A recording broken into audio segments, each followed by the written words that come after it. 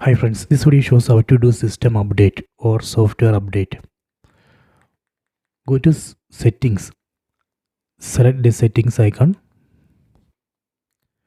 then go to system, select about,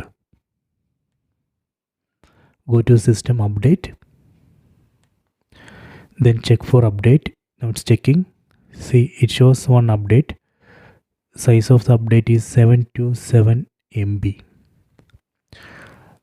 This update includes bug fixes and performance improvements.